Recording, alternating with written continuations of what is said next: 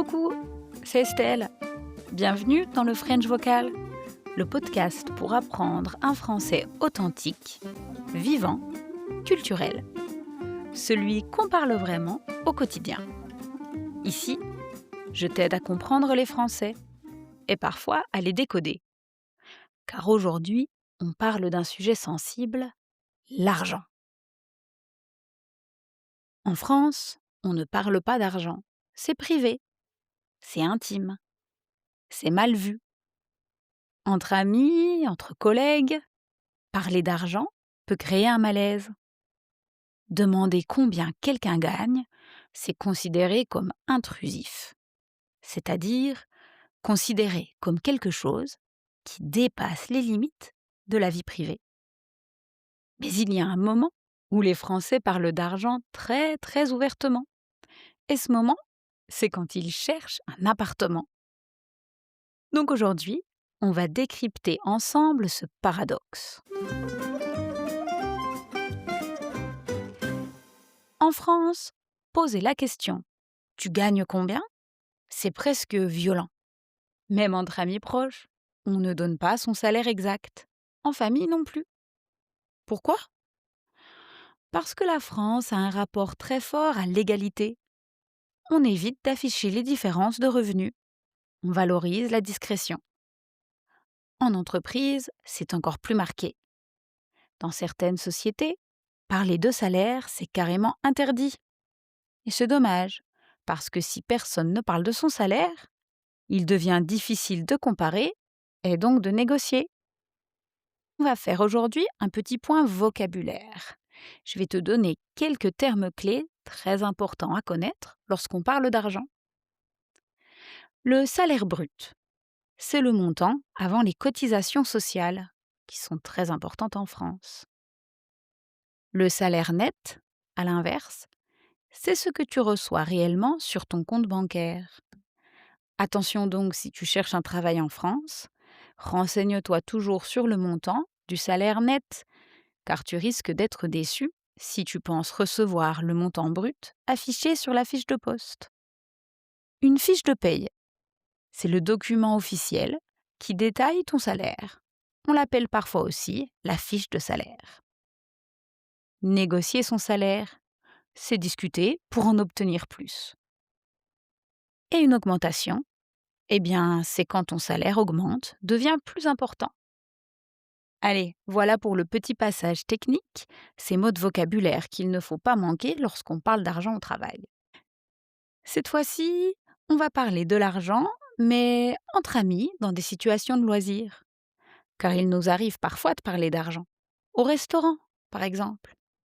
Enfin, on n'en parle pas vraiment, car généralement, on divise l'addition par le nombre de convives. Si une personne paye tout, les autres la remboursent ensuite par virement ou via une application telle que Lydia.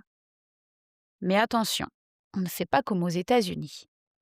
On ne demande pas au serveur de séparer l'addition en 5 tickets ou plus. On ne fait pas le calcul exact. Toi, tu as pris une salade, moi un dessert, moi je n'ai pas bu de vin.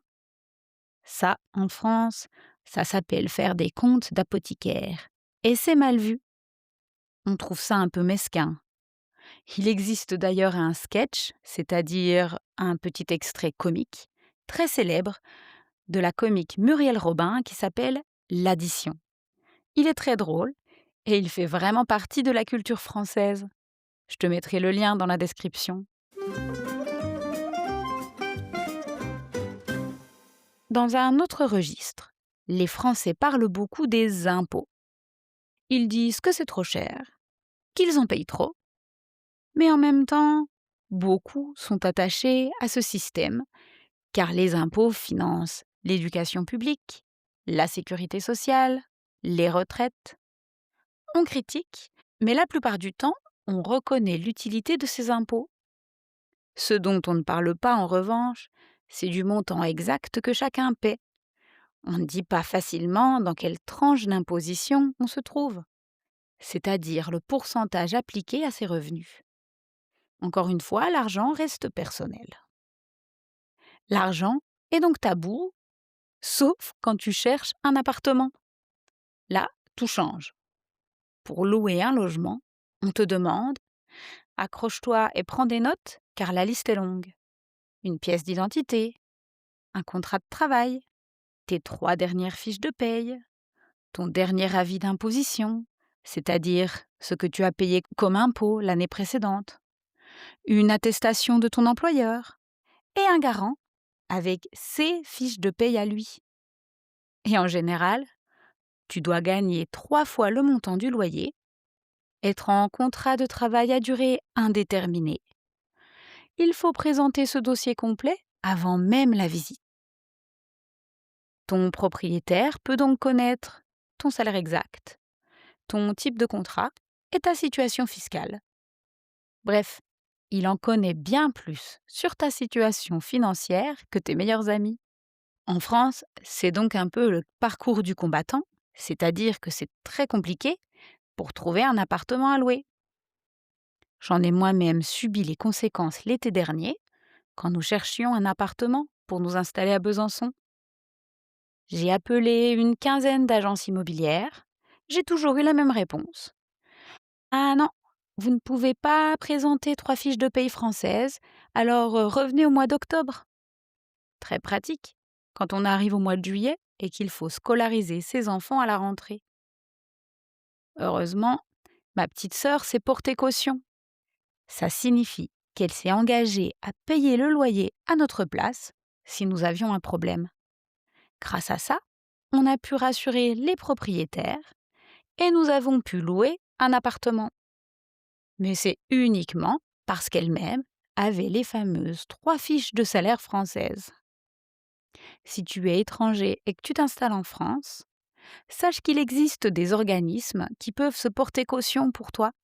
Je te mettrai là encore les liens dans la description. Et n'hésite pas à me poser des questions en commentaire si tu as besoin de plus de précisions, notamment sur les dossiers pour louer des appartements.